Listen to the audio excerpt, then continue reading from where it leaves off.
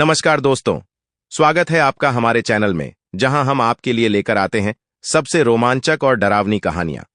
आज की कहानी फरीदाबाद के एक ऐसे अस्पताल की है जो रहस्यमयी और खौफनाक घटनाओं का गवाह बना है। तो चलिए शुरू करते हैं हमारी कहानी। फरीदाबाद का सनराइज हॉस्पिटल एक समय पर शहर का सबसे व्यस्त और प्रतिष्ठित अस्पताल हुआ करता था, लेकिन एक रात कुछ ऐसा हुआ जिसने इस अस्पताल की तकदीर ही बदल दी। एक रात अंजलि नाम की एक नर्स जो नाइट शिफ्ट पर थी, उसने कुछ असामान्य गतिविधियों को महसूस किया। वो हमेशा से बहुत बहादुर मानी जाती थी और कभी भी किसी चीज से डरती नहीं थी, लेकिन उस रात कुछ अलग ही था। हर कोने से उसे अजीब अजीब आवाजें सुनाई दे रही थीं, जैसे कोई उसके पास फुसफुसा रहा हो।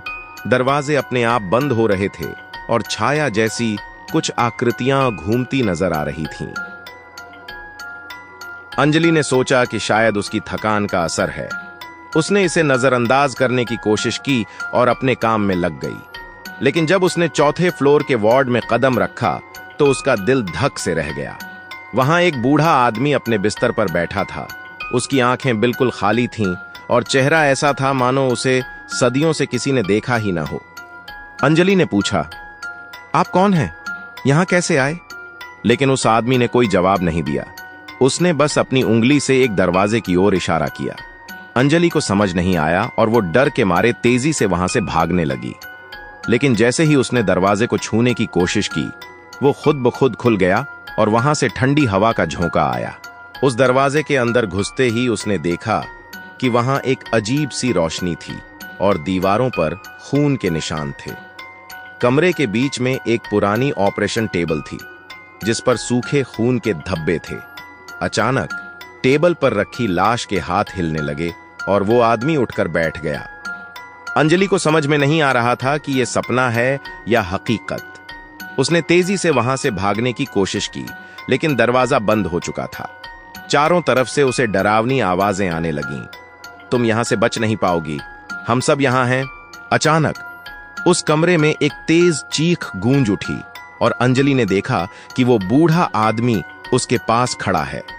उसकी आंखें अब बिल्कुल सफेद हो चुकी थीं और चेहरा खून से लथपथ था।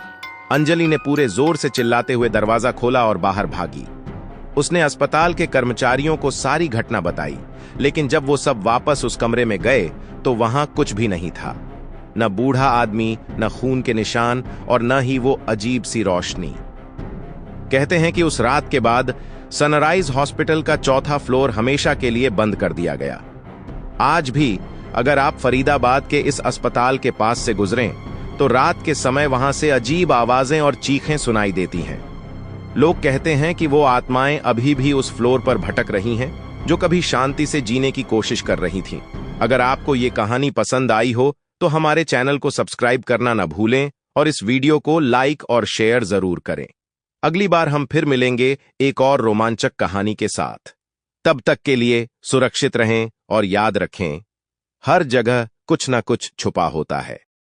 धन्यवाद।